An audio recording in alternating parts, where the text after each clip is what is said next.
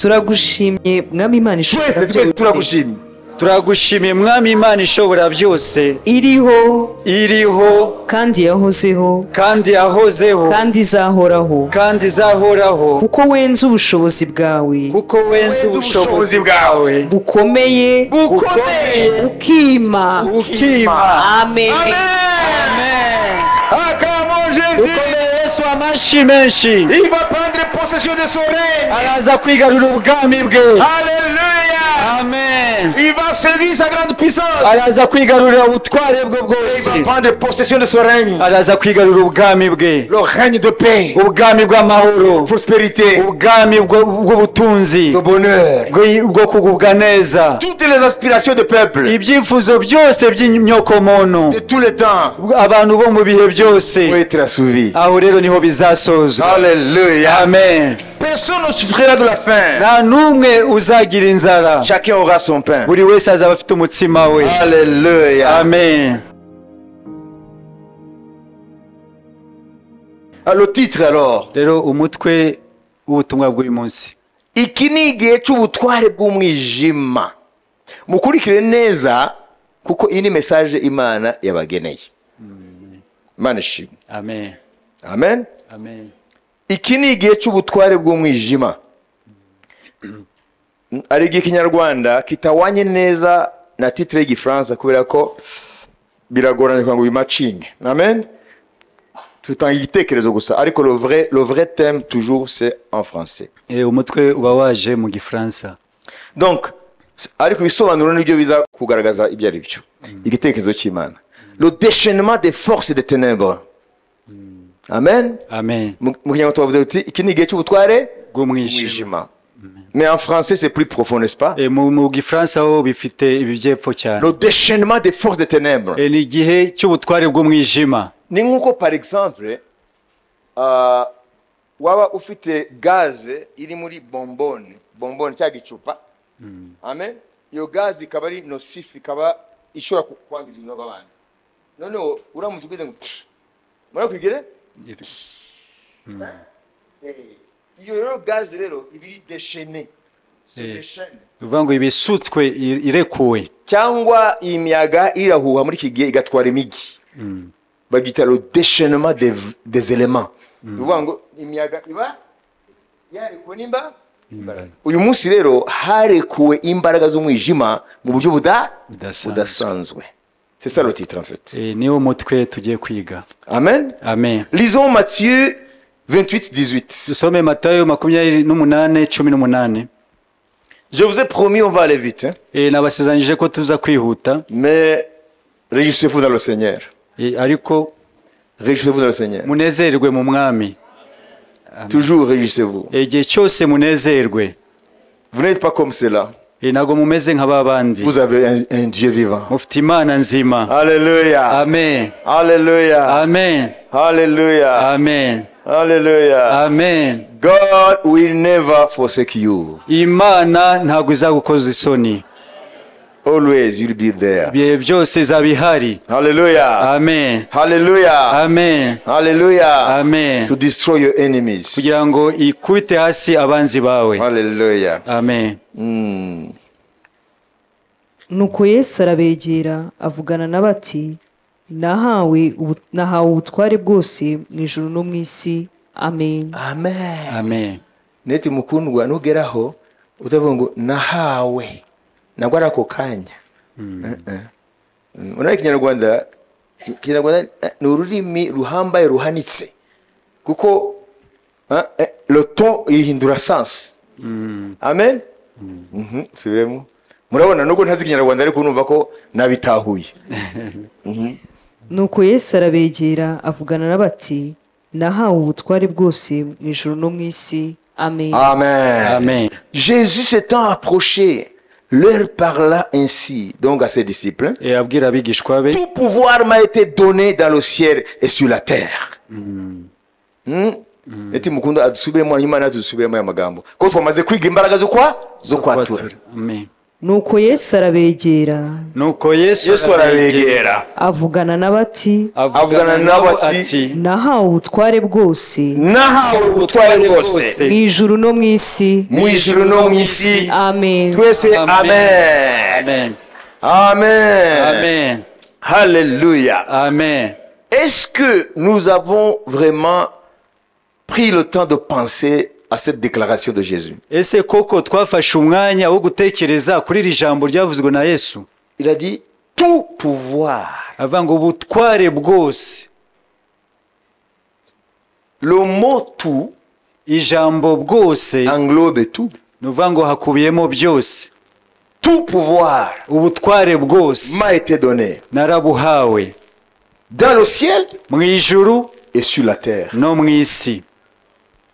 Tout Bwose pouvoir ubutware bwose m'a été donné par mon Père. narabuhawe na data. Mais alors, regardons dans les faits. Rero turebe mu buryo bufatika. Et est-ce que vous le voyez? Ese mubona ubwo butware?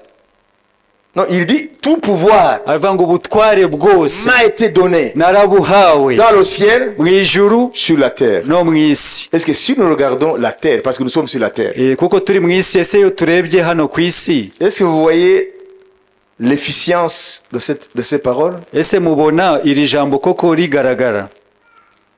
Hein?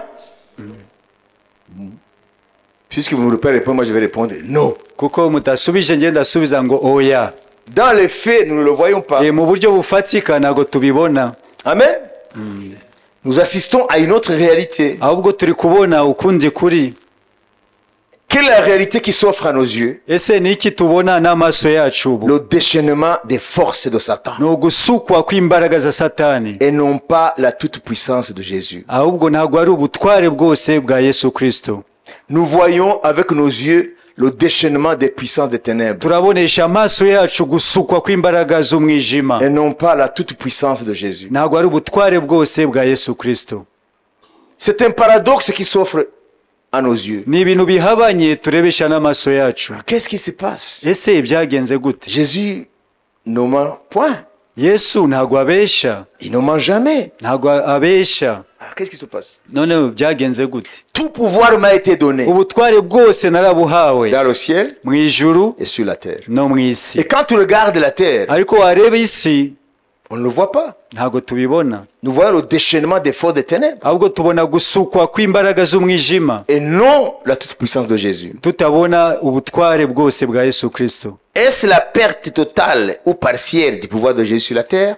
Ese nuko yatakaje ubutware bwose cyangwa igice cyabwo hano ku isi? C'est la question, Nicyo kibazo. n'est-ce pas? Amen. Amen. Jésus ne nous interdit pas de penser. Yesu ntago atubuza gutekereza. Cherchez, vous trouverez. Mushake muzabona. Est-ce que vous trouverez sans penser? Eze muzabona mutatekereje. Mais il faut interroger. Ukwiriye kwibaza. Ah, il faut interroger la parole de Dieu. Ukwiriye kubaza ijambo ry'Imana. Pourquoi les faits, Kubera iki mu buryo bufatika ce que je vois, ibyo mbona est différent de ce que tu as dit? bitandukanye n'ibyo wavuze. Tu as dit tout pouvoir t'a été donné Wavuze ngo ubutware bwose warabuhawe dans le ciel, mu ijuru sur la terre. no mu isi. Et quand je regarde la terre, Ariko yo ndebye hano ku isi c'est pas évident. ntago bigaragara.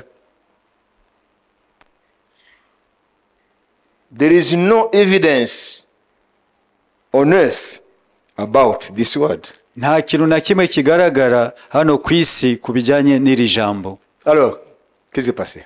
Byagenze gute? Nous savons tous que Dieu dit la vérité. Tuzi ko Imana igihe cyose ivuga ukuri. La parole de Dieu est la vérité. Ijambo ry'Imana ni ukuri. Mais qu'est-ce qui se passe? None byagenze gute? Sur terre, Hano ku isi nous ne voyons pas cette parole. ntago tubona iryo jambo risohora. Est-ce que Jésus a perdu la totalité de son pouvoir qui lui a été donné ou une partie de son pouvoir? Yesu yatakaje ubutware bwose yahawe hano ku isi cyangwa se n'igice cy'ubutware yahawe? Ariko nimugire ikibazo, yaravuze ngo noneho mufite agahinda. Ngo ariko muhumure, isi izishima, mubwe murire, ngo ariko kizagera igihe cyanyu cyo kwishima. Amen. Namwe rero mu kanya gato muraza kwishima mumenye impamvu. Kuko nabonye musa naho iyo biragira hano. Ha? Vous voyez la problématique? murabona ikibazo Murakibona? Ngo nawe ubutware bwose mu ijuru no mu no mu isi. isi. Twabireba tugasanga ahubwo ubutware busa naho bufitwe na Na Satani. Satani no muri isi. Amen. Amen. La réponse est la suivante. Igisubizo ni iki? Depuis que Jésus est monté au ciel, Uhereye igihe Yesu yazamutse mu ijuru, il a confié sa mission à une entité qui s'appelle l'Église. yahaye inshingano ubutumwa bwe itsinda ry'abantu ryitwa itorero. Jésus a dit, tout pouvoir m'a été donné dans le ciel sur la terre. Yesu yaravuze ngo ubutware bwose narabuhawe mu ijuru no mu isi. Il l'a dit dans quel contexte? Ese yabivuze mu kihe gihe? Il était sur le point de repartir au ciel. Yari yiteguye kuzamuka ajya mu ijuru. C'était sur le mont des Oliviers. Ni ku musozi wa Elayon. C'était après sa résurrection. Ni nyuma amaze kuzuka. Il venait de passer 40 jours après sa résurrection avec ses disciples. Yari amaze iminsi 40 nyuma yo kuzuka kwe hamwe n'abigishwa be. Le maintenant c'est le il va se séparer d'eux. Rero ari kwitegura gutandukana nabo. Il dit, tout pouvoir m'a été donné. Maze aravuga ngo ubutware bwose narabuhawe. Dans le ciel, sur la terre. Mu ijuru no mu isi. Allez, mugende, faites de toutes les nations mes disciples. muhindura amahanga yose kuba abigishwa banjye. Baptisez-les au nom du Père, du Fils et de l'Esprit. Mubabatiza mu izina rya Data, ry'Umwana n'ry'Umwuka wera. Enseignez-leur à observer tout ce que je vous ai prescrit. Mubigisha kwitondera ibyo nababwiye byose. Voici, je suis avec vous Dore ndi kumwe tous namwe les jours iminsi yose jusqu'à la fin des siècles. kugeza ku iherezo ry'ibihe. Pourquoi il dit tout pouvoir? Kubera iki avuga ngo ubutware bwose? C'est parce qu'il va les envoyer dans le monde. Nuko agiye kubohereza mu isi yose. Il faut qu'ils sachent que Bakwiriye kumenya celui qu'ils vont annoncer, uwo bagiye kumenyekanisha c'est lui qui a tout pouvoir dans le ciel sur la terre. niwe ufite ubutware bwose mu ijuru no mu isi. Alors, est-ce Jésus qui a manqué à ce qu'il a promis, Ese ni Yesu utasoje ibyo yasezeranye? qu'il sera avec l'Église jusqu'à la fin des temps? Ko azabana n'itorero kugeza ku iherezo ry'ibihe? Dieu respecte son calendrier. Imana igihe cyose yubahiriza ibihe, ingengabihe. Yayo. Igihe cyose yubahiriza ingengabihe yayo. Alors, Dieu agit dans l'histoire, dans ce qu'on appelle les différentes dispensations. Imana ikora mu mateka bikurikije ibihe yagiye iteganya. Depuis que Jésus est reparti au ciel, Uhereye igihe Yesu yazamutse ajya mu ijuru, jusqu'à ce qu'il revienne prendre l'Église, kugeza igihe azagarukira gutwara itorero, ça s'appelle l'âge de l'Église. byitwa ibihe by'itorero. Comprenez? Alors, l'Église Rero itorero a la responsabilité rifite inshingano d'exercer son autorité bwo gukoresha ubutware bwe pour manifester que Jésus réellement, kugira ngo berekane ko Yesu by'ukuri celui qui a autorité dans le ciel sur la niwe ufite terre, ubutware mu ijuru no mu isi, parce que nous sommes son corps. kuko turi umubiri we. Si le corps ne bouge pas, Umubiri rero mu gihe udakora utagendagenda, la tête ne bouge pas. umutwe nawe naguva aho uri. Jésus c'est la tête. Yesu niwe mutwe, Nous sommes le corps. twebwe turi umubiri. Alors il commande, We arategeka, mais le corps ne bouge pas. umubiri rero ntuva aho uri. Le corps est sclérosé, Umubiri rero ukaguma aho uri, paralysé, nta mbaraga, tétanisé. wafatiriwe naguva aho uri, wagagaye. Vous voyez? Vous comprenez? Donc, si nous ne voyons pas la puissance de ces paroles, Rero niba tutabona imbaraga z'iri jambo, c'est pas que Jésus a perdu son pouvoir. suko Yesu yatakaje ubutware bwe, C'est que l'Église ne lui obéit pas. nuko itorero ntago rimwumvira. La preuve, Ikimenyimenyi, lorsque nous sommes en communion avec lui, iyo turi mu busabane hamwe nawe, dans son feu, mu muriro we, le royaume de Satan s'écroule. ubwami bwa Satani buragwa, Les démons sont chassés. abadayimoni bakirukanwa, La gloire se manifeste. ubwiza bukagaragara, Les vies sont transformées. ubuzima bw'abantu Les bugahinduka, captifs sont libérés. imbohe zikabohoka, La pauvreté fuit. ubukene bukatumuka, Fait place à l'abondance. bugasimburwa n'ibisaga, La tristesse s'en va. agahinda kakagenda, Fait place à la joie. kugasimbuzwa n'umunezero, L'esclavage s'en va. ububata bukavaho, Fait place à la liberté. hakaza umudendezo. Alléluia. Amen. La qualité minable de la vie. Ubuzima bubabaje bw'agahinda Gagitindi. bwa gitindi la qualité minable de la vie ubuzima bwa gitindi s'en va. bukavaho Lorsque Jésus iyo yesu est proclamé dans sa puissance aje mu mbaraga ze et fait place, arasimbura et fait place à la vie de gloire. ahita aza rero akazana ubuzima bw'ubwiza. Jésus n'a pas changé. Yesu ntiyigeze Ses ahinduka, paroles n'ont pas changé. amagambo ye ntiyigeze C'est ahinduka. l'église qui ne lui obéit pas. itorero niryo ritamwumvira, Parce que cette période, kubera ko ibi bihe depuis que Jésus est parti, uhereye Yesu yazamutse il a pris yafashe le risque de donner le résultat de son œuvre à la croix à l'église pour la proclamer et la vivre. yafashe icyo cyemezo cyo guha itorero. Si icyemezo ni risque. Risque ntabwo ari icyemezo. Risque. Ni ukuvuga ngo ni igihe uvuga ati uriya muntu ndamusigiye inzu yanjye imyaka 10, sibyo? Ndizera yuko azayifata neza, ariko hari risque ko ashobora kwifata nabi, ariko ugafata icyemezo. Yesu rero yasigiye itorero, amen, kugira ngo ibyo yakoze itorero ryamamaze ku isi, kandi mu gihe cyose rizaba rimumvira bizagaragara ko ari we afite ubutware bwose mu ijuru no mu isi. Igihe cyose itorero ritazamwumvira bizagaragara ko Yesu Kristo ibyo yavuze atari ukuri. Qui a compris? Ninde wasobanukiwe? À qui la responsabilité? Ninde rero ufite izo nshingano? C'est l'église. Ni itorero. Hein? Nous vivons l'âge de l'église, Turi mu bihe by'itorero, mais qui touche à sa fin. ariko itorero biri mu bihe by'iherezo byabyo. Regardez le premier siècle, Murebe ikinyejana cya mbere, le siècle apostolique. ibihe by'intumwa. Mais le monde était bouleversé par l'évangile. Isi yaranyeganyejwe n'ubutumwa bwiza. Amen.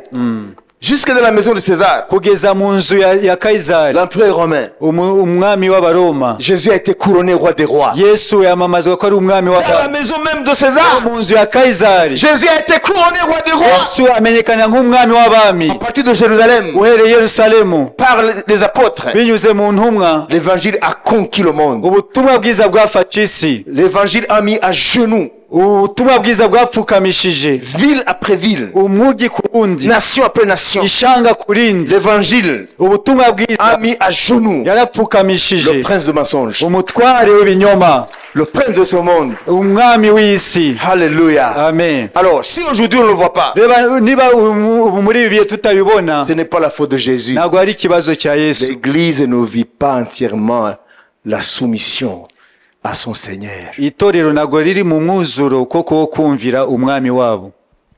Vous avez compris? Si tu ne témoignes pas de Jésus, Niba udahamirije Yesu, rien ne se passera. nta na kimwe kizakoreka. Si tu entres dans une maison, Niba uri mu nzu, si tu entres dans une maison niwinjira mu nzu runaka et vous parlez d'autre chose, ukavuga ibindi, vous parlez de kawunga yazamutse, mukavuga ibibazo bijya no hino ku isi, hanyuma ugataha, sibyo? Nta kintu Imana izakora, kandi urwo rugo rufite ibibazo Imana ishaka gukemura. Mabyumva? Ariko nugerayo mukavuga ibindi, ariko ukabigarura kuvuga ubutware bwa Yesu. Nicyo Yesu yakoze. Aho muri urwo rugo Yesu arigaragaza. Amen. Amen. Si vous avez compris? Amen. Vous avez compris? Mwasobanukiwe. Amen. Amen. La mort et la vie sont au pouvoir de la... Urupfu n'ubugingo biri ku mbaraga z'ururimi. Allez proclamer! Mugende mwamamaze. C'est ce que Jésus dit. Ibyo nibyo Yesu avuga. Au royaume de Dieu. Ubwami bw'Imana. Guérissez les malades. Mukiza abarwayi. Purifiez les lépreux. Muhumanura ababembe. Chassez les démons. Wirukana abadayimoni. Ressuscitez les morts. Uzura abapfuye. Ce sont les œuvres du royaume Ni imirimo y'ubwami qui révèlent que je suis vivant. ihishura ko ndi muzima. Que tout pouvoir m'a été donné Ko ubutware bwose narabuhawe dans le ciel mu ijuru et sur la terre. no mu isi. Amen. Amen.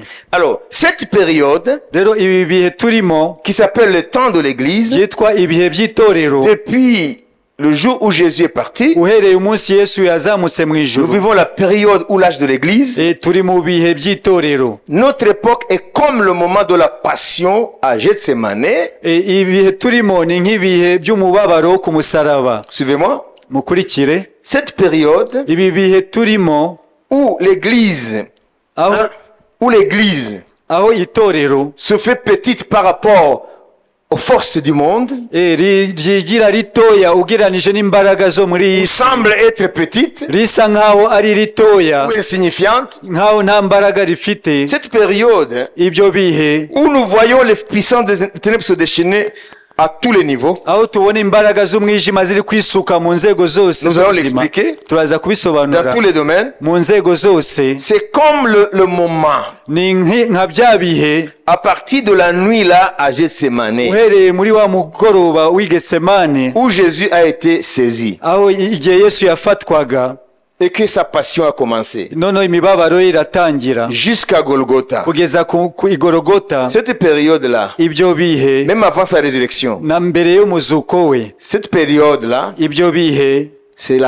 elle est semblable à celle que nous vivons aujourd'hui. bigereranywa n'ibihe turi kubamo muri iki gihe Comment est-ce que Jésus l'a qualifié? ni gute Yesu yise ibyo bihe Lisons. reka dusome Vous comprenez? amen Amen. amen Luc 22, 53. Luka 22:53 nahoranaga namwe mu rusengero iminsi yose ko mutarambuye amaboko ngo mumfate, ariko noneho iki ni igihe cyanyu n'icy'ubutware bw'umwijima. Amen. Soulignez ça. Amen. muce akarongo kuri iryo jambo. J'étais tous les jours avec vous dans le temple et vous n'avez pas mis la main sur moi. nahoranaga namwe mu rusengero iminsi yose ko mutarambuye amaboko ngo mumfate, Mais c'est ici votre heure ariko noneho iki ni igihe cyanyu et la puissance des ténèbres. n'icy'ubutware bw'umwijima.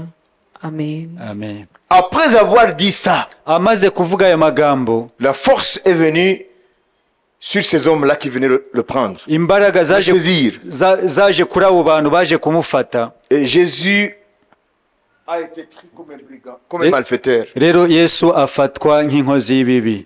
Alors, posons-nous la question. twibaze rero ikibazo, Yesu baramufashe? Si abantu bamufashe se? Ariko mbere yuko bamufata hari ibintu avuze ngo igihe cyose muhamubonaga mu rusengero nimwigeze murambura ukuboko mufate, ngo ariko iki ni igihe cyanyu n'igihe cy'ubutware bw'umwijima. Niya titre twabonye, iki ni igihe cy'ubutware bw'umwijima. Amaze kuvuga ibyo baramufata, ariko mbere yuko abivuga yaravuze mushaka nde, kuko hari mu ijoro parmi les 12 là, les 12, ça veut dire 11 disciples et Jésus, parce que Judas était avec les brigands, n'est-ce pas? muri abo 12 harimo abigishwa 11 hamwe na Yesu, Parce que Judas était devenu le traître. Yuda yari yagiye yari yagambanye. Il était celui qui les avait montré là où Jésus se trouvait là. niwe waberetse aho Yesu ari, Parce qu'il connaissait le lieu, kuko yari azi aho hantu dans ce jardin de Gethsemane. muri bwa busitani bw'i Getsemani. Alors, c'était le guide. Judas Iscariote était devenu le guide. niwe rero wari uyoboye iryo tsinda. Donc, c'est 11 avec Jésus. ni 11 hamwe na Yesu. Alors, dans le flou de la nuit, rero muri ako kagoroba il a dit, qui cherchez-vous? arababaza murashaka nde? Jésus de Nazareth. Yesu w'i Nazareti. Il dit, c'est moi. aravuga ngo ni njyewe. Tous ceux qui sont venus abo bose bari baje avec des bâtons, avec des torches, etc. n'inkoni n'amatoroshi, Ils tombent par terre. bose bagwa hasi. Il dit, relevez-vous. aravuga muhaguruke. Qui cherchez-vous? murashaka nde? Jésus de Nazareth. Yesu w'i Nazareti. C'est moi. ni njyewe. Ils tombent par terre. bakagwa hasi. Troisièmement, rya gatatu, qui cherchez-vous? murashaka nde? Jésus de Nazareth. Yesu w'i Nazareti. C'est moi. ni njyewe. Tombe par terre. bagwa hasi. Après, il dit, relevez-vous. none avuga muhaguruke. Il a dit, maintenant, noneho c'est votre heure ni igihe cyanyu, et c'est de la puissance des ni ténèbres. igihe cy'ubutware bw'umwijima. Ils ne sont même pas souciés de ce que Jésus venait de leur dire et de faire. nta nubwo batekereje ku byo Yesu yamaze gukora. Amen. Alors, la question est la suivante. ikibazo rero ni iki? En voyant Jésus dans les mains de ces gens-là, rero ubonye Yesu mu maboko y'abo bagabo, ces malfrats, abo bagizi ba nabi, est-ce que le Seigneur était-il vaincu, ese umwami yari yaneshejwe dompté par ces hommes ou Satan? mu gufatwa n'abo bantu cyangwa se Satani uri inyuma yabo? C'est la première question. nicyo kibazo cyawe. Le Jésus entre les mains de ces hommes. Yesu mu maboko y'abo bagabo, Est-ce qu'il était vaincu? ese yari aneshejwe? Apparemment, oui. ku bigaragara nibyo yaraneshejwe. Est-ce qu'il n'était plus le Tout-Puissant? Ese ntabwo yari akiri ishobora byose? Ntabwo mubyumva? Ese Yesu none wamufasha? Bariwe baramukubita bakagwa hasi. Mbere ijambo rye ryabakubise hasi. None niyo bari bakubita hasi. Bamupfu bwango n'iki cyose. Ese Yesu bamunesheje? Kintu cya mbere. Ese Yesu ntakiri Imana ishobora byose? None habaye ikaho. Ni rya jambo yavuze. Yahaye uburenganzira ubutware bw'umwijima. Mwabyise? Alors, nous vivons cette période. Rero natwe nibyo bihe turimo. Les forces des ténèbres, Imbaraga z'umwijima, Dieu les a autorisées Imana yazihaye uburenganzira à ce qu'elles se déchaînent kugira ngo zisukwe à la fin de l'âge de l'Église, mu bihe by'iherezo by'ibihe by'itorero, avant l'avènement du royaume de Dieu. mbere yo kuza ku bwami bw'Imana. C'est Dieu qui a autorisé. Imana niyo yabyemeye. Ese urabyumva? Nutabimenya ni bibazo kuko ni ibintu ubona.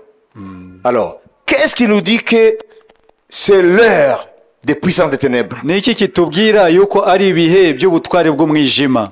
Qu'est-ce qui nous dit que notre période des temps de la fin Ni iki kitubwira ko ibi bihe by'iherezo ressemble parfaitement bisa neza du temps de la nuit là à Gethsemane, n'ibihe bya wa mugoroba w'i Getsemane, où Jésus a été rendu faible aho Yesu yagaragaye nk'umunyantege nke par le Père?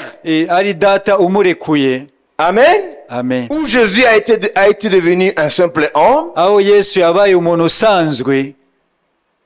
Spirituellement, nous savons que Dieu l'a rendu péché pour nous, n'est-ce pas? Mu buryo bw'umwuka murabizi ko Imana yamuhinduye icyaha ku bwacu. Celui qui n'a connu pas de péché est devenu péché pour nous, n'est-ce pas? Utarigeze gukora icyaha yahinduye icyaha ku bwacu. Mais nous allons maintenant voir les faits. None turaza kureba mu buryo bufatika. Depuis qu'ils sont saisis de Jésus, bamaze gufata Yesu la nuit là à Gethsemane, muri rya joro i Getsemane, jusqu'à la croix, kugera ku musaraba, jusque dans la tombe, kugeza mu mva, dans le sépulcre, mu mva, c'est l'heure de la puissance des ténèbres. ni ibihe by'ubutware bw'umwijima.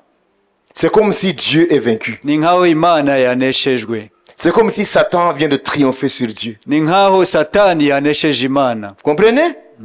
C'est Dieu qui a permis Imana niyo yabyemeye. ce moment-là. Yemeye ibyo bihe ko bibaho. Voilà pourquoi lorsqu'il a dit Eloi, Eloi lama sabachthani, niyo mpamvu cyagiye avuze ngo Eloi, Eloi lama sabachthani.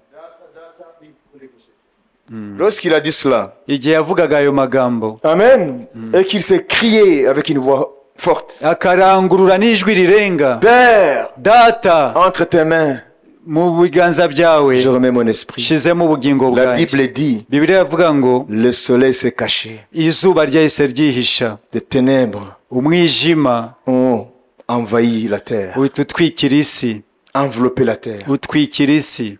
pour dire que Dieu autorise les ténèbres. Bishatse kuvuga ko Imana yemereye umwijima kubaho. Aujourd'hui, Dieu a autorisé les ténèbres. Ubu ngubu Imana yemeye ko umwijima utwara. Pour quelle raison? Kubera iyihe mpamvu? D'abord, qu'est-ce qui nous dit que nous sommes aujourd'hui à l'heure du déchaînement des puissances des ténèbres? Mbere na mbere ni iki kitwereka yuko turi mu bihe byo gusukwa kw'imbaraga z'umwijima? Regardez d'abord sur le plan économique. Murebe mu rwego rw'ubukungu. Il y a un grand changement de paradigme. Hari impinduka zikomeye zabaye. Les nations qui étaient dites riches Amahanga yitwaga ko ari amahanga akize, vivent aujourd'hui des problèmes terribles au niveau économique. ubu ngubu bari kuba mu bibazo bikomeye by'ubukungu, Ça se répercute aussi dans d'autres pays du monde. kandi nabyo bikagira ingaruka mu bihugu byacu. Le dollar aujourd'hui est en train de perdre de sa force. Amadolari muri iki gihe ari gutakaza imbaraga zayo, Et c'était ça l'instrument de domination américaine sur le monde. kuko nicyo cyari igikoresho cyo gutegeka amahanga. C'est ce qu'on appelle l'extraterritorialité américaine. Ni ukuvuga ngo ni ubutware amahanga yari afite hanze y'igihugu cyabo. Les pays qui étaient dits émergents, ibihugu byitwaga ko ari ibihugu biri kugenda bizamuka La Chine, l'Inde, la Russie. Ubushinwa, Ubuhinde n'Uburusiya. Aujourd'hui, ces pays ne sont plus émergents. Ubu ngubu ntabwo byitwa ibihugu biri mu nzira y'amajyambere. Ces pays, non, émergents. Il y a des pays dits qui étaient les pays du tiers-monde, n'est-ce pas, les pays pauvres.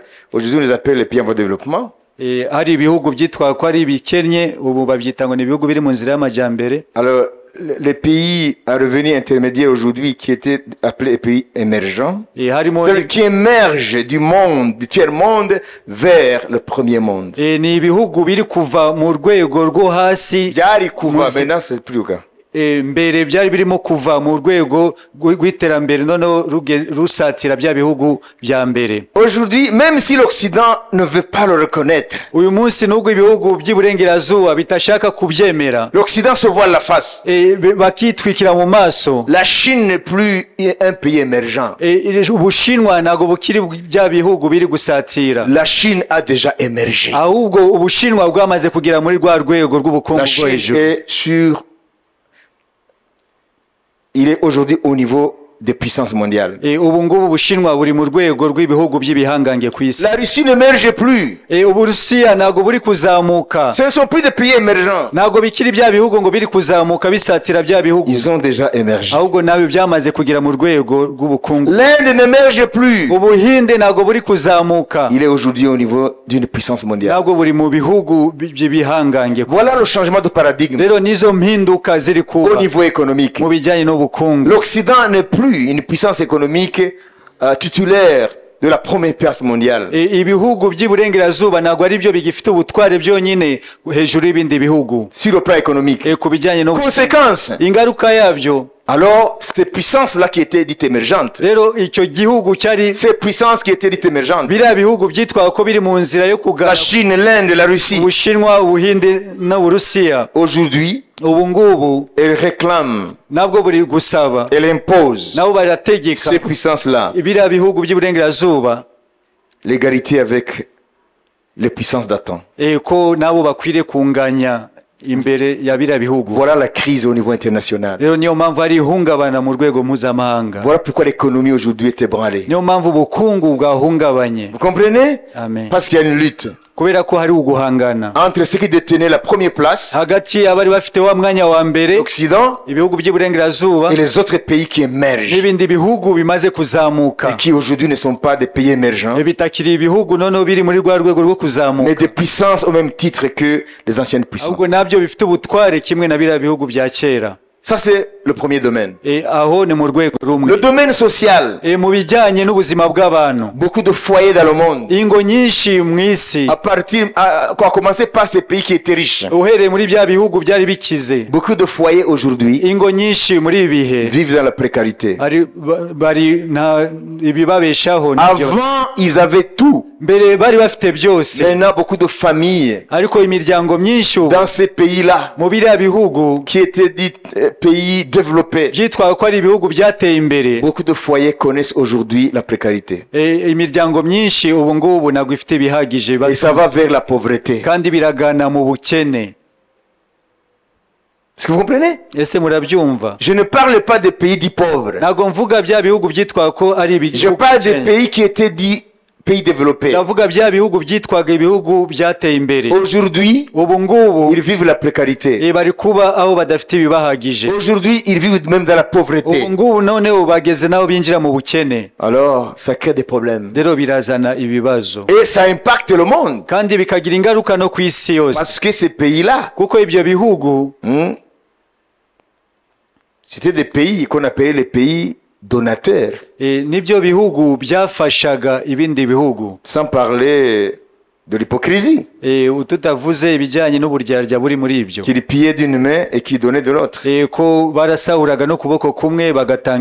ça s'appelait les pays donateurs. Et ils vont donner quoi? Ils n'ont plus à donner. Ça, c'est le changement de paradigme au niveau social. Je vais là vite. Au niveau géopolitique, la géopolitique dans le monde, imiterere y'ibihugu, le rapport des forces dans le monde, uko ibihugu bihagaze mu guhangana kwabyo, les équilibres de force uko bahanganye mu mbaraga, qui faisaient qu'il y avait une paix relative. byatumaga hasa nk'aho hari amahoro ku isi. Alors ces équilibres ont été rompus rero icyo kintu cyavuyeho parce que le rapport de force a changé. kuko imiterere yarahindutse. Il n'y a plus aujourd'hui un monde unipolaire. ntago hakiri isi iyoboye n'ubutware bumwe gusa. Nous ne vivons plus dans un monde unipolaire. ntago tukiri mu isi itegetswe n'imbaraga zimwe gusa. Il y a plusieurs pôles de puissance qui sont présents aujourd'hui. rero hari izindi mbaraga zigenda ziri hirya no hino. Vous comprenez? Alors, il y a partout rero hari ahantu hose hari des gros changements. impinduka zikomeye. Alors, ça donne quoi? rero ingaruka yabyo ni iyi. Ça donne un monde bituma rero habaho isi qui a perdu yatakaje la direction. icyerekezo. Alors, les puissances des ténèbres rero imbaraga z'umwijima se déchaînent zirasukwa dans ce climat-là, rero muri ubwo buzima buteye dans gutyo, cette réalité-là. muri uko kuri muri ubwo buzima buteye gutyo, C'est Satan qui règne à maître. ni satani rero ahita aba umutware mu buzima Et bwabo. il fait souffrir les peuples. rero agateza imibabaro abantu, Il fait souffrir les foyers. ingo zikagubwa nabi, Les foyers se brisent. ingo zikatandukana, Les enfants se rebellent abana bakagoma parce qu'ils n'ont plus rien. kuko nta kintu bagifite. Mais je vais terminer par le domaine moral. rero ngiye gusoreza ku bijyanye n'imyitwarire y'abantu. Le monde aujourd'hui, isi muri iki gihe nous observons uko tuyibona, le déchaînement de l'immoralité. turabona gusukwa ko kutagira indangagaciro. Le monde est devenu amoral. isi nta ndangagaciro gifite. Partout, ahantu hose nous voyons les choses turabona ibintu prendre une tournure bifashe indi ntera catastrophique. iteye ubwoba. Alors, derrière ce que nous voyons, rero inyuma y'ibyo tubona c'est l'heure de la puissance des ténèbres. ni ibihe by'ubutware bw'umwijima. Qui a compris? ninde wasobanukiwe? Est-ce que ça va être résolu par l'intellect? ese biraza gukemurwa n'ubwenge? Est-ce que ça va être résolu par la concertation des nations? ese biraza gukemurwa n'ubwumvikane bw'amahanga? Non! oya, Ça, c'est ce que nous voyons. ibyo nibyo tubona. Ce sont des symptômes. ibyo tubona ni ingaruka. La véritable source des problèmes, rero ibyo inkomoko y'ibyo bibazo c'est dans le monde ni spirituel. mu isi y'umwuka. Nous vivons l'heure de la puissance des ténèbres. turi kuba mu bihe by'ubutware bw'umwijima. Amen. Amen. Ce que nous voyons, ibyo tubona ce ne sont que des conséquences. ni ingaruka gusa, Mais la réalité est spirituelle. ariko ukuri kuri mu mwuka. Alors, en allant vers la fin, rero ko tugana ku iherezo, je veux que nous nous posions cette question. ndashaka ko twibaza iki kibazo. Cette situation va durer jusqu'à quand? ese ibi bihe bizakomeza kugeza ryari? C'est là où nous allons finir. niho turi busoreze. Cette situation va finir quand? ibi bihe bizakomeza kugeza Reka ryari? mubaze ikibazo. Ibi ndio ndavuga mu magambo make ko sinabirangiza. Siko bimeze? Siko isi imeze? Amen. amen. Siko isi imeze? Twe twibanze kuri bihugu byitwa ko bikize kuko niho impinduka zigaragaye cyane. Dans tous ces pays-là, muri ibyo bihugu byose les gens se demandent de quoi demain sera fait. abantu baribaza ese ejo bizagenda gute? Alors, cette situation sur le plan mondial, rero ibyo bihe mu bijyanye n'isi yose ça va durer jusqu'à quand? bizageza ryari? C'est ce que nous allons voir pour finir. nibyo tugiye kureba kugira ngo dusoze. Apocalypse 11, 15, 18. ibyahishuwe 11, 15 kugeza 18. C'est ça qui nous donne aujourd'hui la force ibyo rero nibyo biduha imbaraga de dire Jésus, zo kuvuga Yesu tu es Seigneur. uri umwami. Lisons pour finir. reka dusome. marayika wa karindwi avuza impanda mu ijuru, havuga amajwi arenga ngo ubwami bw'isi bubaye ubw'umwami wacu n'ubwa Kristo we, kandi azahora ku ngoma iteka ryose. ba bakuru 24 bicara ku ntebe zabo imbere y'Imana bikubita hasi bubamye baramya Imana bati, turagushimye mwami Imana ishobora byose, iriho kandi yahozeho kandi izahoraho, kuko wenze ubushobozi bwawe bukomeye ukima. amahanga yararakaye, nuko umujinya wawe uraza. igihe cyo guciramo abapfuye iteka kirasohora, n'icyo kugororeramo abagaragu b'imbata bawe ari nabo bahanuzi, no kugororera abera n'abubaha izina ryawe, aboroheje n'abakomeye, kandi n'igihe cyo kurimburiramo abarimbura isi. Amen. amen amen. Ici, Hano on nous dit les 24 vieillards qui étaient assis devant Dieu, là au verset 16, umurongo wa 15 ba bakuru 24 qui étaient assis devant Dieu, bicara ku ntebe zabo imbere sur y'Imana, le trône, se prosternèrent sur leur face et ils adorent Dieu. bikubita hasi bubamye baramya Imana. Suivons ce qu'ils disent. mwumve rero icyo bavuze En disant, bavuga ngo nous te rendons grâce, Seigneur Dieu Tout-Puissant. Turashimye Mwami Imana ishobora byose. Vous voyez, nous nous sommes posé la question si Jésus est encore Tout-Puissant. hano twabajije ese koko Yesu aracyafite ubutware bwose En regardant la situation du monde. uko tubona isi ukuntu ihagaze. Mais ici, ariko hano on nous révèle que baraduhishuye ko dans les jours à venir, mu bihe biri imbere, Amen, amen, les anges vont dire, abamarayika bazavuga nous ngo te rendons grâce, Seigneur Dieu Tout-Puissant, turagushimye mwami Imana ishobora qui byose, est et qui était, iriho kandi yahozeho, de ce que tu as saisi kuko wenze ta grande puissance. ubushobozi bwawe bukomeye. Ah, Amen. ça veut dire, il semble que Dieu a mis sa puissance un peu en éveil. Bisa nkaho Imana imbaraga zayo yazisinzirije, Puisque l'Église kuko itorero ne bouge pas dans la dimension de la puissance de Dieu. ntabwo rinyeganya ngo rigende mu mbaraga z'Imana. Nos yeux Amaso yacu nous disent aratwereka que la toute-puissance de Dieu, ko ubutware n'imbaraga z'Imana peut-être qu'elle n'est plus là. ko wenda zitagihari. Non! Oya, Dieu reste le tout-puissant Imana iracyari ishobora byose, en face des déchaînements des puissances des ténèbres. imbere yo gusukwa kw'imbaraga z'umwijima. À la fin de l'âge de l'Église, Ariko ku iherezo ry'ibihe by'itorero il va saisir sa grande puissance. izafata ubutware bwayo bwose. Amen. Et il va prendre possession de son règne. Izigarurira Tu as saisi ta grande puissance et pris possession de ton règne. kuko wenze ubushobozi bwawe bukomeye ukima.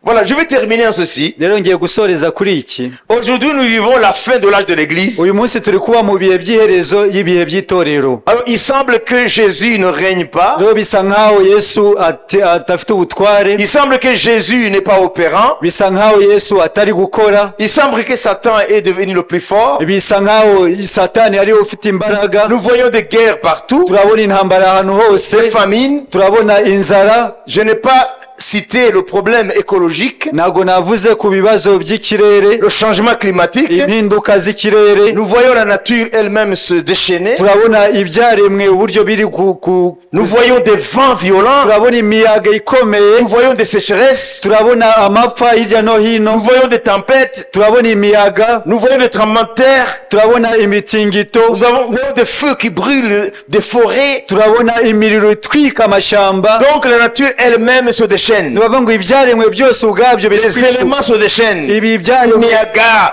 imiriro, ibiki. Les éléments se déchaînent. rero ibyo byose biri kwisuka. Imiyaga, imiyaga, imiriro, imitingito. Murumva n'ibyaremwe byose bisa naho byafashwe n'imbaraga zo kwivumbura.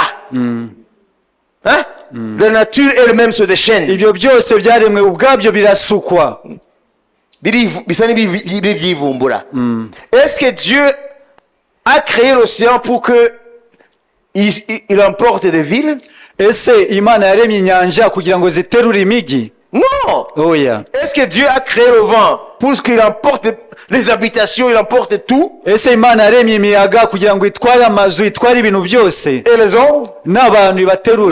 Non. Oya. Est-ce que Dieu a créé les eaux Ese Imana yaremye amazi pour que les eaux débordent kugira ngo amazi arengere, et transportent tout sur le passage? atware ibintu byose biri mu nzira yayo? Non. Si nous voyons même les éléments de la nature se déchaîner, Tubonye rero ibyo byose, umuriro n'amazi n'ibindi, il faut le prendre dans le contexte général. nabyo tukwiriye kubifata muri rusange. rusange. Ça veut dire tout reflète Ni ukuvuga ngo ibyo byose birerekana le déchaînement des forces des ténèbres. gusukwa kw'imbaraga z'umwijima. Vous comprenez? Amen. Les hommes se dressent les uns contre les autres. Abantu barahagurukira abandi, Hein? Les gens s'entretuent. abantu baricana, Il n'y a plus de cœur humain. rero nta mutima wa kimuntu ukiriho. Les hommes, la plupart d'hommes sont devenus des monstres. Abantu benshi babaye nk'inyamaswa, Ils sont physiquement des humains. mu buryo mubiri ni abantu, Mais ils ont un cœur de monstre à la place d'un cœur d'homme. ariko bafite umutima w'inyamaswa mu mwanya w'umutima w'umuntu. L'amour n'existe plus pour plusieurs vies. Urukundo ntabwo rukiriho, Il n'y a plus d'affection. nta rukundo rugihari, C'est la méchanceté qui règne. ni ubugome nibwo Ça butwara. veut dire le tout Ni ukuvuga ngo byose se reflète biragaragaza le déchaînement des puissances des ténèbres. gusukwa kw'imbaraga Des z'umwijima. foyers se brisent. Ingo zirasenyuka, Des familles se révoltent les uns contre les autres. imiryango ikagoma ikarwana. Ça veut dire le chaos que nous sommes en train d'observer. Ukuvuga akavuyo turi kubona C'est l'ère de la puissance des ténèbres. ibihe by'ubutware bw'umwijima, Pourtant l'église est encore là. ariko itorero riracyahari. Alors qu'en est-il après le départ de l'église? noneho bizagenda gute itorero rimaze kuzamuka? Ça va être pire. Bizaba birenze. Vous comprenez? Amen. Ça va être pire. Bizaba birenze, L'église est encore là. itorero riracyahari, La grâce est là.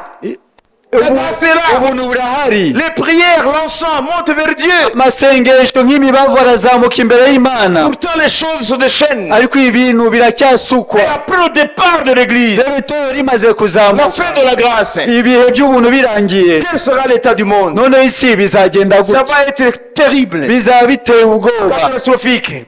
mu buryo buteye Mais ubwoba. gloire à Dieu. ariko Imana ishimwe, Les anges au ciel, abamarayika mu ijuru, les archanges, abakerubi ils ont vu Dieu babonye Imana saisir sa grande puissance yigarurira ubutware bwayo, et entrer dans son règne ikinjira rero ikima ingoma à yayo travers Jésus. binyuze muri Yesu Et Kristo. Jésus descend Yesu akamanuka, avec des louanges là-bas. noneho no kuramwa mu Nous te ijuru. rendons grâce, Turagushima Seigneur Dieu Tout-Puissant. Mwami ishobora byose, Terminons. Nous te rendons grâce, turagushima Seigneur Dieu Tout-Puissant, Umwami Imana ishobora byose, d'avoir saisi ta puissance ko wigaruriye ubutware bwawe et d'entrer dans ton règne. ukaba winjiye ku ngoma yawe. C'est ça le salut de l'humanité Ako rero niko gakiza k'inyokomuntu dans les jours à venir. mu bihe biri imbere. Satan, il se trompe. Satani arishuka, Il fait une œuvre qui le trompe. arakora umurimo umushuka, Il montre au monde qu'il a vaincu. arereka isi ko yanesheje, Que le mal a triomphé sur le bien. ko ikibi cyanesheje icyiza. Et attendez,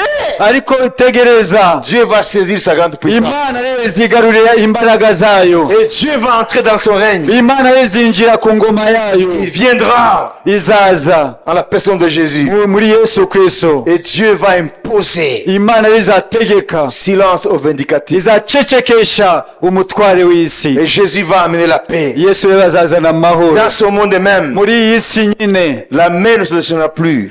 Inyanja ntabwo izongera kuhaguruka, La mer ne se déchaînera plus. inyanja ntabwo izongera Kwivumbura. kwivumbura, Il n'y aura plus de feux de forêt. ntabwo amashamba azongera gusha, La terre va produire au centuple. isi izera imbuto inshuro ijana, Les familles vont vivre une paix abondante. imiryango izaba mu mahoro Il aganje, n'y aura plus de famine. ntihazongera kuba inzara, Personne ne fera la guerre à l'autre. nta muntu uzongera kurwanya undi. Même le lion mangera avec l'agneau. N'intare izasangira n'umwana w'intama. Alléluia. Amen. Alléluia. Amen. Les hommes vont enterrer leur hache de guerre. Abantu bazafata intwaro zabo bazishingure, Ils vont casser leur lance. imyambi yabo bazayivunagura, Ils n'apprendront plus à faire la guerre. ntabwo bazongera kwiga kurwana. Jésus, à partir de Jérusalem, Yesu uhereye Yerusalemu il va régner sur la terre. azima ku isi yose, Depuis la Chine, depuis le soleil levant, uhereye aho izuba rirasira jusqu'à l'Occident, ukagera iburengerazuba, du sud de chez nous, ugahera jusqu'à l'extrême nord. iwacu mu majyepfo kugera majyaruguru,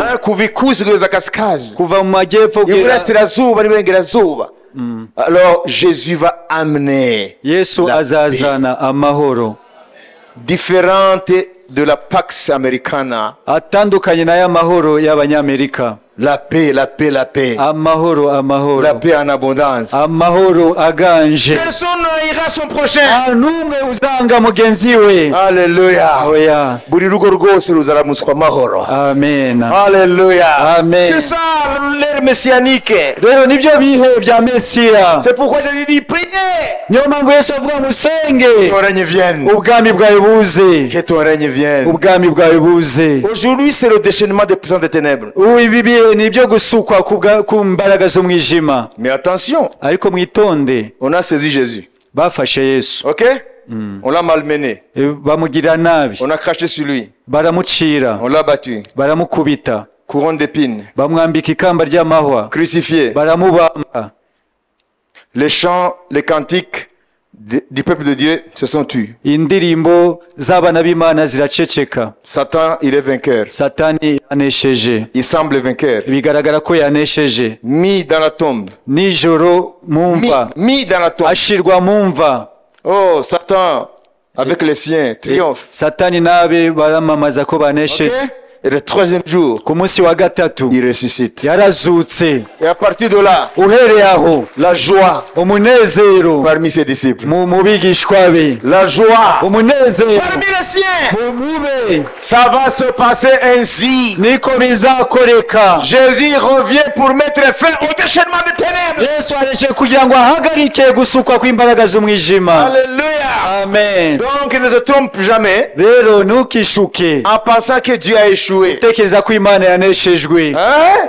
Parce que tu vois le mal dominer. ko ubona ko ikibi aricyo kiganje Non. oya Dieu agit dans ses temps propres. imana ikora mu gihe cyayo Alors, quelle est la conclusion? ese indunduro ni iyihe Mais je sens en moi ariko ndumva muri nge que nous devons vraiment jubiler de joie. ko dukwiriye kuzamura ijwi ry'ibyishimo Parce que nous voyons la perspective. kuko turabona aho tugana Amen. amen Ce ne sont pas les ténèbres qui vont dominer. ntabwo ari umwijima uzaganza ibihe La byose lumière a vaincu. umucyo waranesheje Il vaincra. kandi uranesha Alléluia. amen Il faut lever vos yeux ukwiriye guhumuka amaso yanyu au-delà du mal, birenze ukarenza amaso ikibi au-delà du déchaînement des ténèbres, ukarenza amaso ibihe byo gusuka kw'imbaraga z'umwijima au-delà des nations qui sont en tumulte. hirya y'ibihe by'amahanga ari kunyeganyezwa Il faut voir ukwiriye kureba ce que les anges ont chanté ibyo abamarayika baririmbye lorsque Jésus se levait igihe yesu yahagurukaga pour revenir. kugira ngo agaruke Ils ont entonné un cantique. bazamuye indirimbo Nous te rendons grâce. turagushimye Seigneur Dieu Tout-Puissant, umwami imana ishobora byose toi qui était, wowe wahoze uriho d'avoir saisi ko wigaruriye ta puissance. ubutware bwawe Alléluia. amen Alléluia. amen Et de rétablir ton règne. no kugarura ubwami bwawe Entrer dans ton règne. ukagaruka mu C'est bwami ça la joie du chrétien. niwo munezero w'umukristo Il faut épuiser la puissance niyo ukwiriye kuvana imbaraga de vaincre l'ennemi. zo kunesha umwanzi Le mal ne dominera pas toujours. ikibi ntabwo kizatwara iteka Le mal ne dominera pas toujours. ikibi ntabwo kizatwara iteka C'est le bien qui va remporter sur le mal. cyiza nicyo kizanesha ikibi Satan a été vaincu satani et il yaraneshejwe sera vaincu. kandi azaneshwa C'est une question de temps. ni igihe gusa gisigaye Je veux que vous répétiez après moi. ndashaka musubiremo inyuma yanjye Pour le dire à Satan. ukuriye kubibwira satani It's a matter of time. ni ibijyanye n'igihe gusa Eh, comment t'as Ni- Hein? C'est une question de temps. ni igihe gusa It's a matter of time. ni igihe gusa Amen. amen Kandi ako gaheni gato. Na niyo mpamvu yahiye ubwoba. Arazi ko arakina karti ya nyuma. Niyo mpamvu yahaguruka gutse imiyaga inyanja ntambara igihugu gatera ikindi imiryango bakayikubita inzara ibiki abari bafite uburyo babayeho po bagakubita hasi byose ntimubayibona se ega nimwibaze yuko kawunga yabuze mu isi no aho yaturukaga nago habuze ni ibintu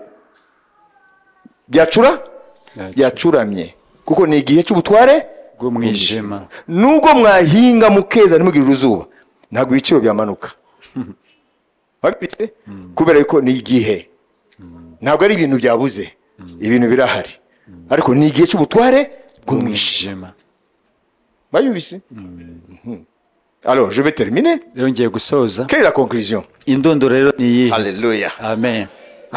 Alléluia. Amen. Vraiment. Alléluia. Amen. Amen. Amen. turagushimye mwami imana ishobora Twese byose tunakushimye. turagushimiye mwami imana ishobora byose iriho iriho kandi yahozeho kandi yahozeho kandi izahoraho kandi izahoraho kuko wenze ubushobozi bwawe kuko wenze ubushobozi bwawe bukomeye bukomeye ukima ukima. amen Amen. Acclamons Jésus. Dukomere Yesu amashyi menshi. Il va prendre possession de son règne. araza kwigarura ubwami bwe. Alléluia. Amen. Il va saisir sa grande puissance. araza kwigarurira ubutware bwe Il bwose. va prendre possession de son règne. araza kwigarura ubwami bwe, Le règne de paix, ubwami bw'amahoro, prospérité, ubwami bw'ubutunzi, de bonheur. bwo kugubwa neza, Toutes les aspirations du peuple ibyifuzo byose by'inyokomuntu de tous les temps abantu bo mu bihe byose. vont être assouvis. aho rero niho bizasozwa. Alléluia. Amen. Personne ne souffrira de la faim. nta n'umwe uzagira inzara, Chacun aura son pain. buri wese azaba afite umutsima we. Alléluia. Amen. Alors, la fin, c'est la fin de ce message, celle-ci. rero aho dusoreza muri ubu Que butumwa, doit faire l'Église entre-temps? ese hagati aho itorero rikwiriye gukora iki? Alléluia. Amen.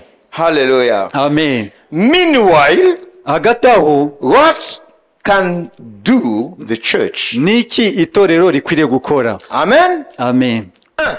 icya mbere, Nous sommes appelés à briller au sein des ténèbres d'aujourd'hui. twahamagariwe kumurika, turahamagariwe kumurika mu isi y'umwijima, Briller au sein des ténèbres. kumurika hagati y'umwijima. icya kabiri, Résister au prince des ténèbres. kurwana n'imbaraga z'umwijima. La Bible dit résistez au diable. bibiliya bivuga ngo Soumettez-vous à Dieu. Soumettez-vous à Dieu. muce bugufi munsi y'ukuboko kw'Imana, Résistez au diable. urwanye Et satani, il fuira l'un de vous. nawe azabahunga. 3. icya gatatu, Et je vais m'arrêter là. ni naho ndi busoreza. 3. icya gatatu, 3. icya gatatu, icya mbere, Brillons tumurike au sein des ténèbres. hagati y'umwijima. 2. icya kabiri, Soumettons-nous à Dieu. duce bugufi munsi y'ukuboko kw'Imana, Résistons au diable turwanye satani avec une foi ferme. no kwizera guhamye, Et il fuira l'un de nous. nawe azaduhunga. 3. icya gatatu, Nous allons faire ce que Jésus a dit aux disciples turaza gukora ibyo Yesu yabwiye abigishwa be pendant les heures sombres de sa passion. muri bya bihe bigoye byo ku mubabaro we. Igihe umwami Yesu yafashwe muri rya joro. Okay? Ni joro y'umwijima. ry'umwijima. Hari icyo yabwiye abigishwa be. Icyo ubwoko bwayo bukwiye gukora mu gihe cy'umwijima. Iki si igihe cy'umwijima se? Yego. Mu isi. Tukora iki? Bya bibiri wabyumvise? Icya gatatu cy'ingenzi. C'est ce que nous lisons Matthieu 26:41. Matayo 26, Et on va boucler la boucle. 41, ni naho turi busoreze. mube maso musenge mutajya mu moshya umutima niwo ukunze ariko umubiri ufite intege nke. Amen. Amen. Amen. Veillez et priez afin que vous ne tombiez pas dans la tentation. L'esprit est bien disposé, mais la chair est faible. mube maso musenge mutajya mu moshya umutima niwo ukunze ariko umubiri ufite intege nke. Amen. Amen. Ça, c'est l'ordre de Dieu. Iri ni itegeko ry'Imana. Amen. Amen. Parce que c'est de là où découlent les autres points là. kuko aha niho haturuka za ngingo ebyiri. Si on échoue là, nituneshwa hano, on sera incapable de briller ntabwo tuzashobora kumurika au sein des ténèbres. hagati y'umwijima. Hein? Les ténèbres vont nous envahir. umwijima uzatumira. Moi, vive ici. Amen. Amen. Amen. Amen. Si nous échouons là, nituneshwa hano, on n'aura pas assez de lumière ntabwo tuzagira umucyo mwinshi pour repousser les ténèbres. kugira ngo twirukane umwijima. Si nous échouons là, nituneshwa hano, le diable va nous avaler. satani azatumira. Au lieu de lui résister aho kugira ngo tumurwanye avec une foi ferme no kwizera guhamye pour le faire fuir, kugira ngo yirukanke, mais il va s'approcher davantage ahubwo azagenda dusatira et il va nous avaler. maze atumire. Parce qu'il est en train de circuler partout kuko agenda azenguruka en cherchant qui dévorer. ashaka uwo aconshomera, Dit la Bible. niko Bibiliya ivuga. Alors, je terminais en vous disant ces paroles Njya gusoza mbabwira ko aya magambo de Jésus. ya Yesu, Veillez et priez mube maso musenge afin que vous ne tombiez pas dans la tentation. kugira ngo mutagwa mu mosha. musenge mutajya mu moshya. L'esprit est bien disposé, Umutima niwo ukunze mais la chair est faible. ariko umubiri ufite intege nke. Il l'a dit quand? Ese ibi yabivuze ryari? C'est quand son heure était arrivée Nuko igihe cye cyari kigeze pour qu'il soit pris par les pécheurs là, kugira ngo afatwe n'abo banyabyaha, conduit par Judas. bayobowe na Yuda. Il s'éloigne de ses disciples Ahita ajya kure y'abigishwa be, pendant la nuit. Ils étaient dans le jardin de Gethsemane. bari mu busitani bwa La Getsemani nuit, nijoro. il les laisse là. Ahita abasigaho, Il s'éloigne. ajya kure yabo La gato. Bible dit, Bibiliya iravuga il ngo se jette par terre. yarapfukamye agwa yubama La hasi. Bible dit, il se jette. Avuga ngo yubama hasi, Ntabwo yagiye ngo gutya. Il s'est jeté par terre. yarubamye hasi, Se jeter. Arijugunya hasi aryamye. yijugunye hasi. Et il a dit, Père, Aravuga ngo data, que cette coupe s'éloigne de moi. iki gikombe ukindenze. Il voit la souffrance va commencer. Abona ko imibabaro igiye gutangira, L'humiliation. gucishwa bugufi, Humilié par sa création. agacishwa bugufi n'abo yaremye. Il voit la croix. Akabona umusaraba, Il voit la foule akabona imbaga à y'abantu, qui il avait fait du bien. abo yagiriye neza, Le maudire. bamuvuma. Il voit la scène. Akabona ibyo byose, Lui, le Fils de l'homme. we mwana w'umuntu, Poussé par l'amour asunitswe n'urukundo dont il a aimé les hommes. yakunze abana b'abantu. En guise de récompense, Rero igihembo bamuhaye c'est le maudire. ni ukumuvuma, Cracher sur lui. bakamucira amacandwe, Taper sur lui. bakamukubita, Arracher la barbe. bakamupfura ubwanwa, Sillonner son dos bakacukura mu mugongo we par des fouets. n'inkoni. Au bout des fils de fouet, il y avait des morceaux de fer qui arrachaient la peau. Nuva ku mitwe y'inkoni bamukubita hariho nk'ibyuma byakururaga inyama ye, Ensanglanté partout. yuzuye amaraso hose, Défiguré. ishusho ye ntayo agifite. Lui, le plus beau des fils de l'homme. We umwiza uruta abana b'abantu bose ubwiza. Défiguré.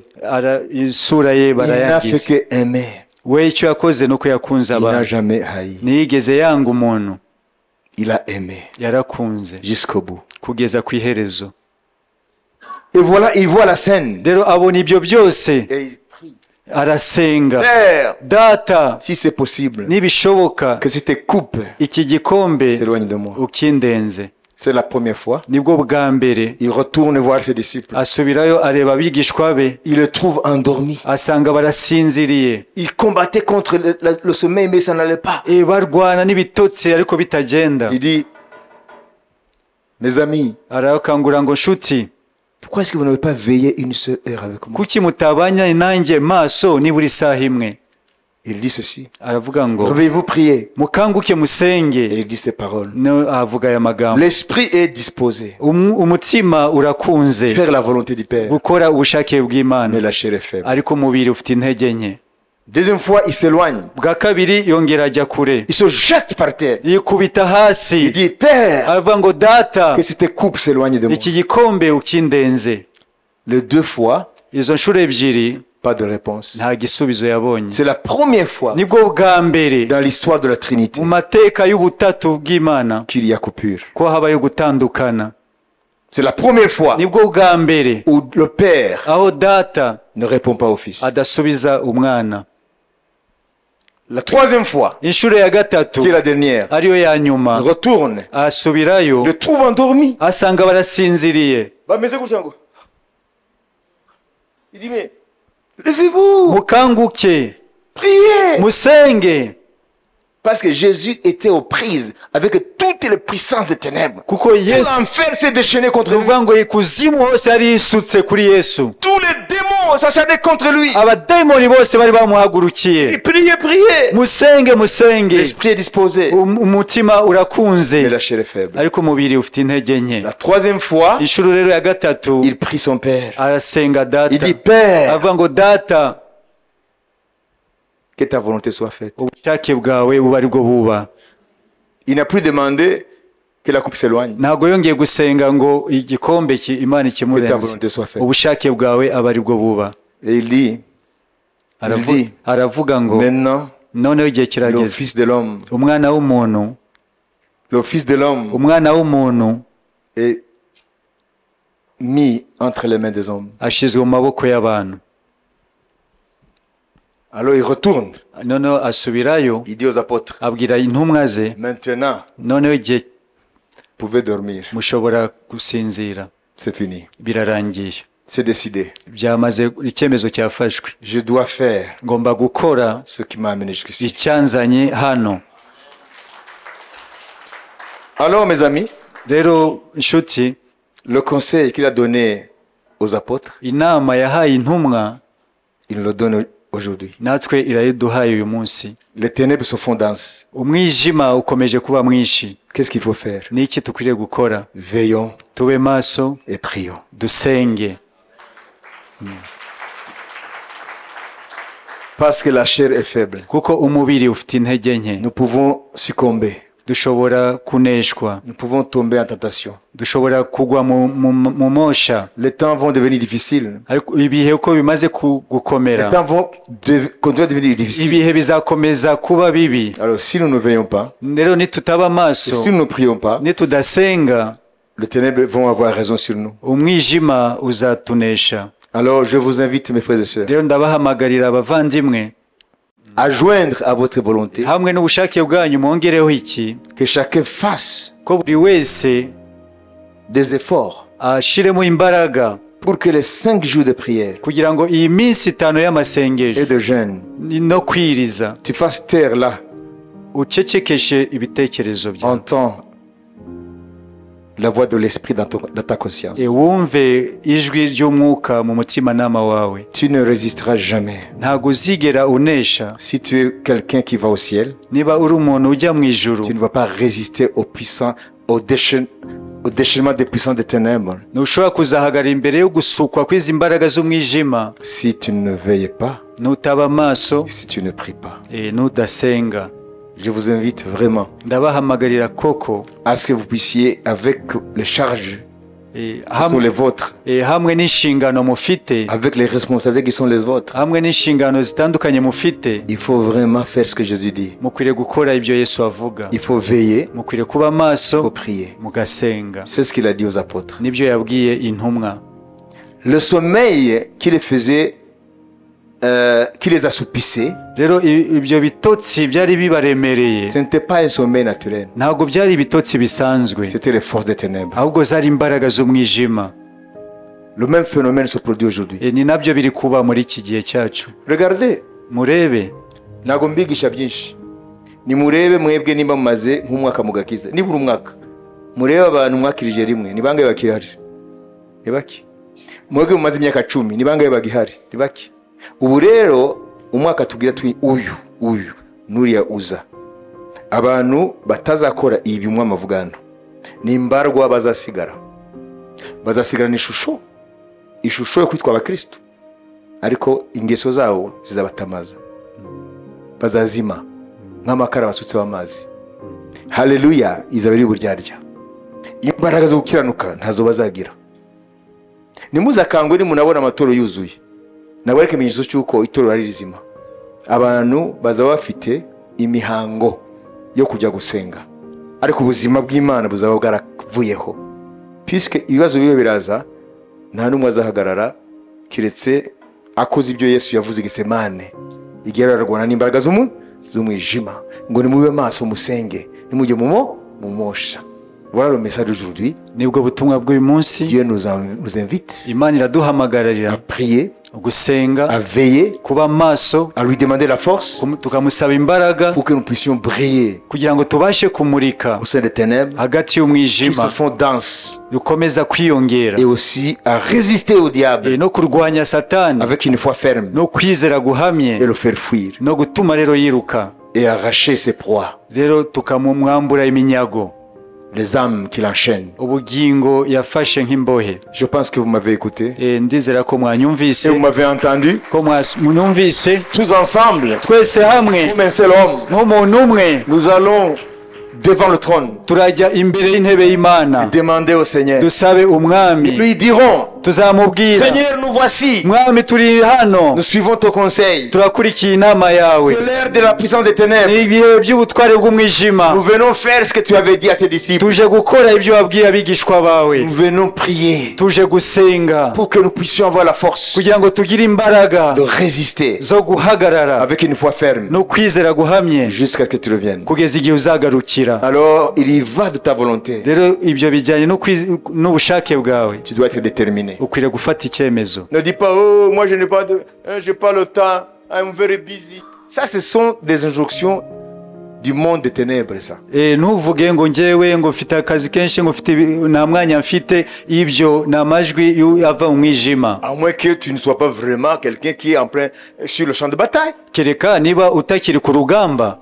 Là, alors, tu as raison. Aho ngaho ufite impamvu yo kuvuga ibyo. Parce que tu n'es plus spirituel. Kuko ntabwo ukiri w'umwuka. Mais celui qui est aujourd'hui, qui a échappé au diable, ariko umuntu wacitse satani par la grâce de Dieu, ku bw'ubuntu bw'Imana, tu dois impérativement ugomba byanze bikunze veiller kuba maso sur ta vie ku buzima bwawe spirituelle. ubuzima bwawe bwo mu mwuka. Et tu dois prier ukwiriye gusenga jusqu'à ce que tu sois fort. kugeza igihe uzaba umunyembaraga Et tu vas fortifier les autres. kandi ukomeze n'abandi. À Jésus la gloire. Yesu niwe ukwiriye icyubahiro. Amen.